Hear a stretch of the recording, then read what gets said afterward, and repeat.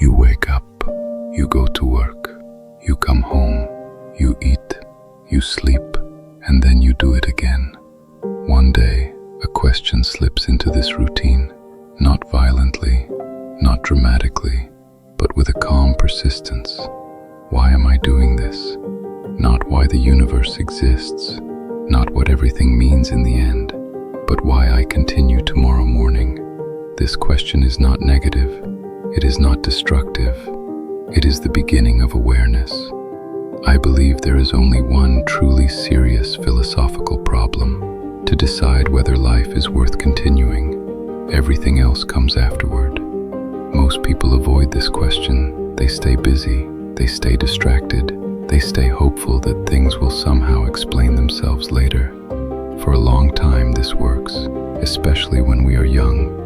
We believe we are moving towards something, a career, a purpose, a version of ourselves that will finally make everything make sense. But slowly, repetition enters. Days resemble one another. Effort loses its shine. Life starts to feel automatic. You are still functioning, but you are no longer fully present. This is not a personal failure. It is a human experience. At some point, we notice that the world does not offer us meaning ready-made. It does not explain itself. It does not justify our struggles. This realization produces a strange clarity. I call it the absurd. The absurd is not despair, it is honesty. It is what appears when your desire for meaning meets a world that does not provide it. Many people misunderstand this moment. They think that if life has no built-in meaning, then it must be empty, that without a higher plan, existence becomes pointless. This is the mistake. Meaninglessness does not take value away from life. It gives value back to you, because the moment no meaning is imposed on your life, you are free to create it. This is where something remarkable happens. When you stop asking life to justify itself, life stops feeling like a test. Your days no longer need to lead somewhere extraordinary. They only need to be lived consciously. You no longer wake up asking, "What is all this for?" You wake up asking, "How do I want to live today?" This changes everything. Work becomes a place where you exercise your attention. Relationships become spaces of presence, not guarantees of fulfillment. Even routine becomes lighter when it is chosen, not endured. Freedom does not mean doing anything you want. It means no longer living according to someone else's promise. When no future paradise justifies the present becomes infinitely valuable. A walk matters, a conversation matters, a creative act matters, not because they last forever, but because they are happening now. This is what passion means, not constant excitement, but full participation. When you stop postponing life, life becomes dense. Moments stop being placeholders. They become experiences. You stop waiting for the real part of life to begin. It already has. This is why I speak of Sisyphus, not as a tragic figure, but as an image of clarity. He knows his task will never end, and yet, the moment he accepts this, the task no longer humiliates him. He owns his effort. The struggle itself becomes his life, and that is enough. You do not need a grand meaning to live well. You need attention. You need involvement. You need courage to stop pretending that life owes you explanations. Create something, even if it is small. Care deeply, even if nothing is guaranteed. Engage fully, even if everything is temporary. Do not wait for meaning to appear. Let meaning emerge from what you do. Life does not need to be justified to be enjoyed. When you stop demanding answers from existence, existence becomes lighter. You laugh more easily. You feel more present. You take responsibility for your days, not as a burden, but as a privilege. This is not resignation. This is freedom. One must imagine Sisyphus happy, and perhaps oneself as well. Once you stop asking life to explain itself, you begin to notice what it has always offered. The small things,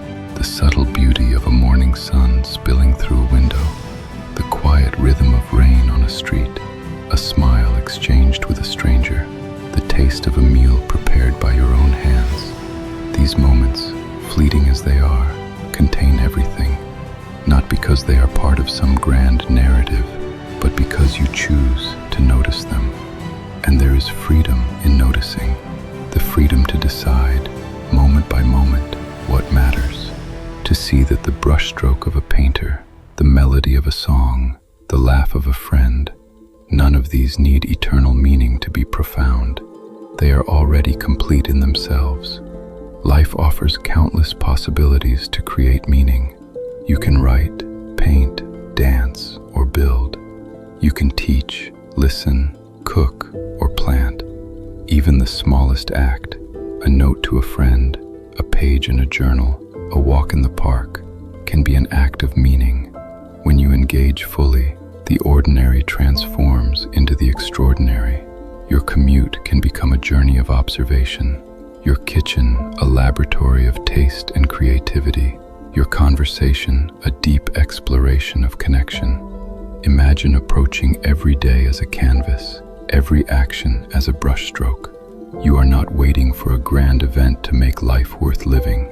You are making life worth living with every choice, with every effort, with every conscious engagement.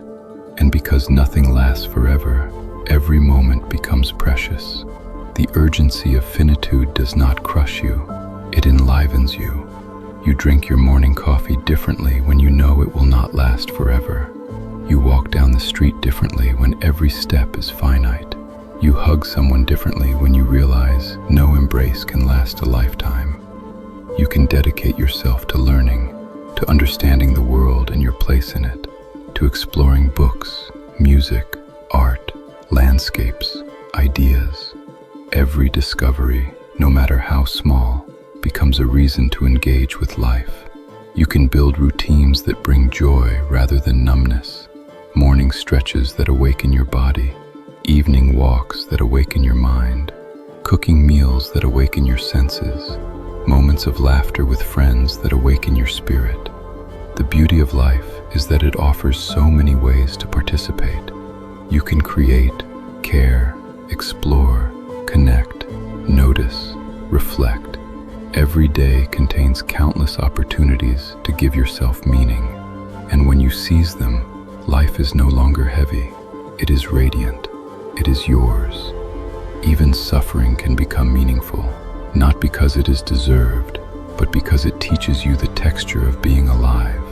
The sharp edges of loss, disappointment, or exhaustion remind you that you are present, that you are engaged, that you are experiencing something that could be no other way than exactly as it is.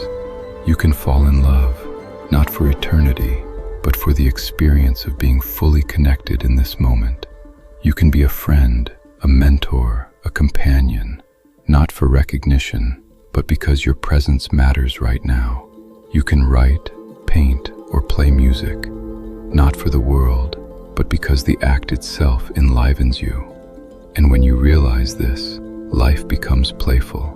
Every choice, no matter how small, becomes a chance to shape your experience. Every action becomes an act of creation. Every day, a new opportunity to discover joy. You do not need a grand purpose to live fully.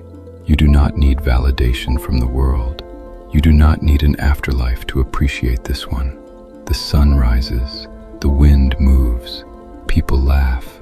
You exist, and that is more than enough. Notice, create, laugh, walk, talk, cook, read, move, listen, love. Every moment is an invitation. Every day is an opportunity. Every breath is a reason to engage. This is what it means to give life its own meaning, not imposed from outside, not promised from above, but created by your hands, your heart, your attention. Life is beautiful. Life is abundant. Life is infinite in the possibilities it offers you, and you are free to choose which of them to embrace.